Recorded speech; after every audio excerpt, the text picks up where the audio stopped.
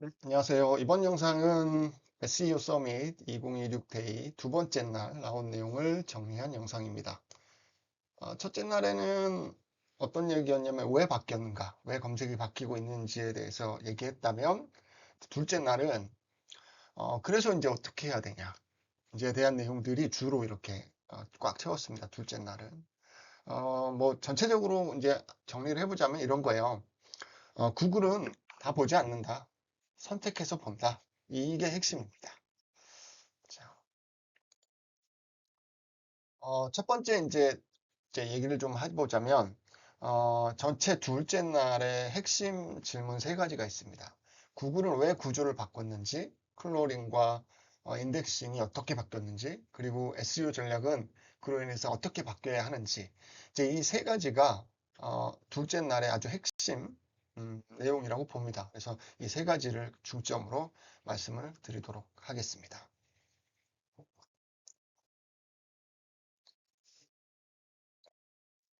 구글이 왜 변하게 됐는지, 이제 여기가 이제 출발이에요. 구글은 왜 바뀌었냐? 단순합니다. 이제 되게 복잡하게 생각할 수도 있는데, 이제 얘기를 하는 사람들의 결론은 단순해요. 규모 때문이에요. 검색량이 너무 많다.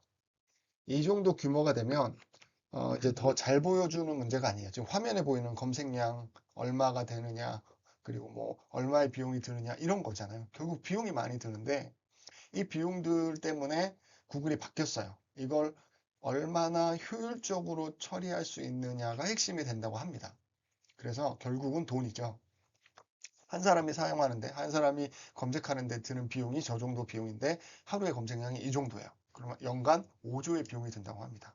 이걸 어떻게 하면 좀 더 효율적으로 쓸 수 있는지가 구글이 바뀌게 된 결정적인 계기라고 얘기를 합니다. 그래서 이제 구글은 구조를 바꿨다고 얘기를 합니다. 크롤링 비용이 늘어나고 AI 응답 비용이 늘어나고 그로 인해서 데이터 처리 비용이 늘어나고 이게 다 같이 올라가고 있는 겁니다. 그래서 결론은 하나. 구글이 모든 페이지를 다 볼 수 없다. 이게 두 번째 제가 이제 들었던 서밋의 두 번째 날에 가장 중요한 이야기라고 생각을 합니다. 그래서 구글이 모든 페이지를 볼 수 없다는 얘기. 그로 인해서 나오는 게 크롤링 정책이 변하죠. 크롤링은 구글이 온라인에 있는 컨텐츠들을 수집하는 거죠. 수집하는 거를 크롤링이라고 합니다. 예전에 어떤 일이 있었냐면 예전에는 웹사이트를 만들고 구글 서치 콘솔이나 뭐 이런 데 등록을 하면 어, 다 가져갔어요. 그래서 결국은 그 구글이 크롤링을 해가기 때문에 구글에 노출할 기회가 생겼다는 겁니다. 거의 모든 페이지들이.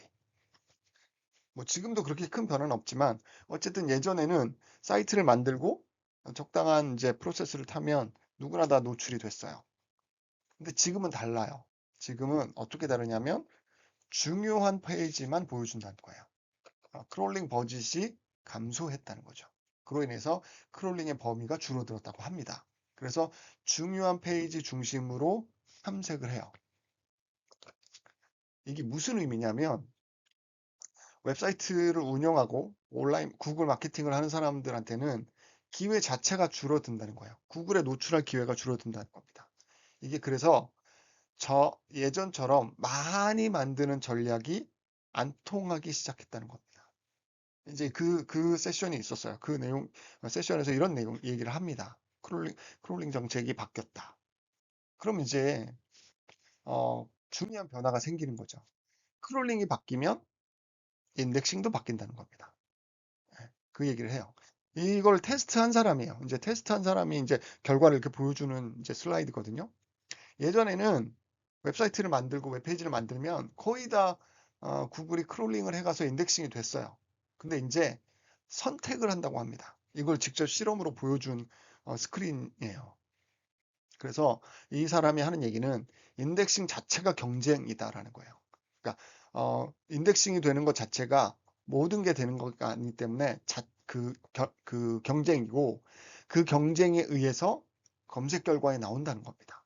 검색 결과는 결국은 크롤링과 인덱싱이라고 하는 그 필터를 통해서 나온 결과예요. 이미 한번 크롤링과 인덱싱을 통해서 필터링이 된 상태이기 때문에 검색 결과가 우리가 사이트를 만든다고 해서 그 모든 페이지가 그 모든 웹 컨텐츠가 구글에 노출이 된다는 보장이 이제 없어졌다는 소리입니다. 인덱싱은 곧 선택이라고 합니다. 그럼 이제 무슨 얘기를 하냐면 이런 얘기를 쭉 하다가 이런 얘기가 나와요. SEO 전략이 결국 바뀌어야 된다라는 거죠. 예전에는 사실 지금도 일정 부분 그게 통하기는 하는데 많이 만들면 됐어요. 많이 만들면 구글 봇이 크롤링해가고 인덱싱해 가서 이 컨텐츠를 보여줬습니다. 근데 지금은 그런 게 아니에요. 블로그에 글을 많이 쓰고 페이지 많이 만들고 키워드 많이 잡고 뭐 이게 전략이었어요. 근데 지금은 이제 그게 안 통한다는 겁니다. 왜냐하면 구글이 이걸 다 보지 않아요. 앞에서 말씀드렸죠? 크롤링과 인덱싱 정책이 바뀌었다. 왜냐? 돈 때문에. 구글이 이걸 다 보지 않기 때문에 아무리 컨텐츠를 많이 만들고 아무리 컨텐츠를 뭐 키워드를 잡고 뭐 그래도 구글이 크롤링이나 인덱싱을 하지 않으면 그게 의미가 없죠. 그럼 어떻게 해야 되냐? 결국은 살아남는 컨텐츠를 만들어야 된다는 거죠. SEO 전략이 그렇게 바뀌어야 된다는 거죠. 규모에서 퀄리티를 바꿔야 된다는 거예요. 많이 만드는 사람보다 선택된 컨텐츠를 만드는 사람이 이긴다는 거죠. 이게 이제 최근에 이제 바뀐 SEO 전략이라고 얘기를 합니다. 직접 테스트를 해서 결과를 보여주더라고요, 슬라이드로. 근데 일부만 이제 보여드리는 겁니다. 지금은 양이 아니라 살아남는 컨텐츠, 이걸 만드는 게 중요해졌다라고 얘기를 합니다. 제가 이 부분을 조금 상세하고 천천히 말씀드리는 이유는 굉장히 중요한 포인트라서 말씀을 드리는 겁니다. 제가 둘째 날의 중요한 포인트 중에 하나라고 생각을 해서 그렇게 말씀을 드리는 겁니다. 결국은 살아남는 컨텐츠를 만들어야 된다. 자, 그러면 살아남는 컨텐츠를 어떻게 만들어야 되냐? 여기서 테크니컬 SEO가 다시 중요해진다라고 얘기를 합니다. 지금 이제 그 그래프 저 뒤에 보이는 저 이제 보이는 사진의 슬라이드가 그 내용이에요. 이걸 단순히 이제 기술적으로 뭘 해야 된다라는 게 아니고요. 여기서 이분들이 얘기하는 그 테크니컬 SEO는 구글이 이해할 수 있게 만드는 작업이라고 얘기를 합니다. 여기서 테크니컬은 기술적으로 SEO를 해야 된다는 게 아니에요. 구글이 이해할 수 있게 웹 컨텐츠나 웹사이트를 만들어야 된다는 거예요. 예를 들면 이런 거예요. 이제 이 부분에서는 저도 이렇게 구글이 이해해야 되는 웹사이트를 만들어야 된다라고 정의하진 않았지만 그동안 이제 해왔던 내용들을 리마인드 해주듯이 얘기해 주더라고요.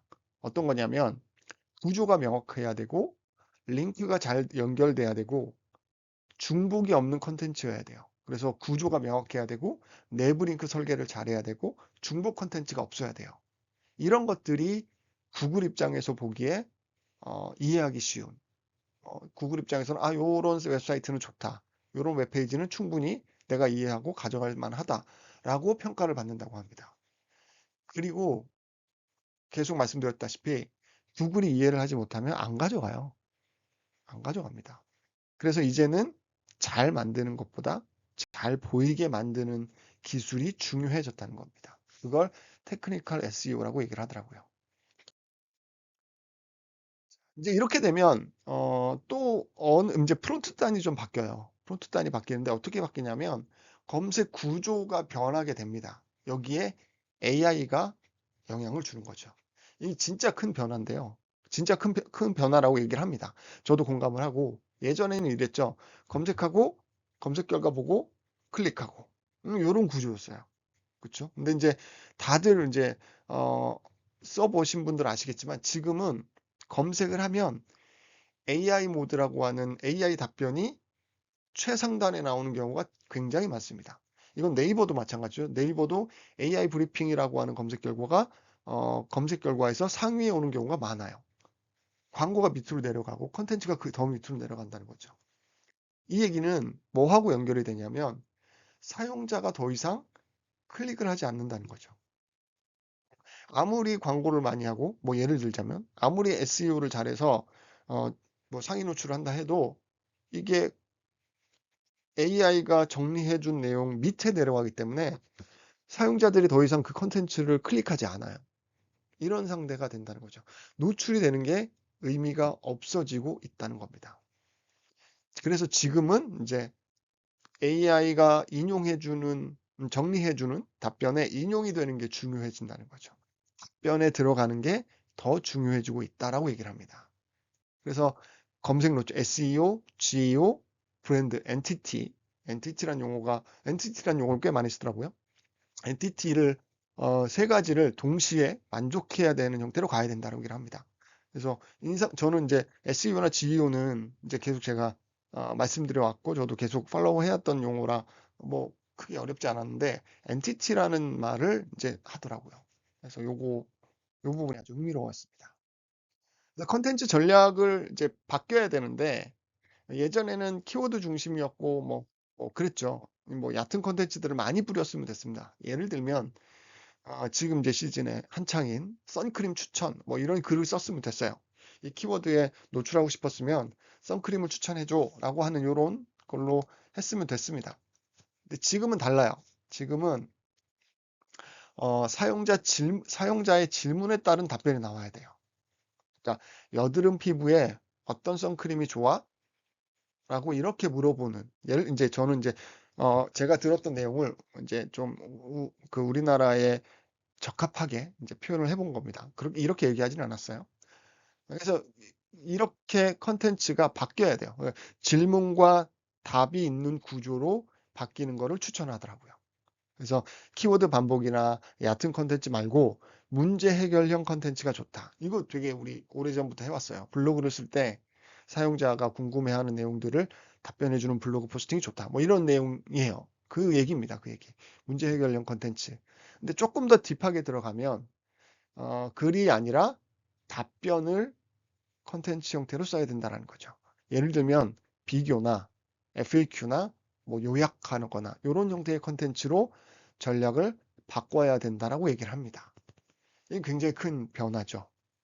굉장히 큰 변화입니다. 그래서 최근에 제가 얘기하고 다니는 게 웹사이트나 블로그나 이런 컨텐츠를 만들 때 그 포스팅 안에 FAQ 구조로 만드시는 게 AI 요약이나 AI가 인용이 가기 편합니다라고 계속 말씀을 드려요. FAQ 구조로. 그래서 웹사이트에도 FAQ가 없거나 Q&A가 없으면 있어야 된다라고 말씀을 드리거든요. 그래서 이제 이런 형태의 구조가 필요하다.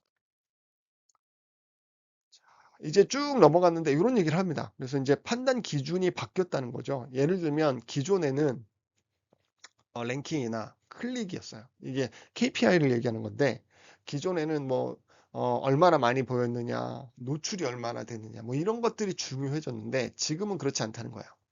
선택이 중요한데 그 선택이 뭐냐? 클릭이 아니고 AI에 우리 컨텐츠가 얼마나 인용됐느냐. 이게 중요하다고 얘기를 합니다.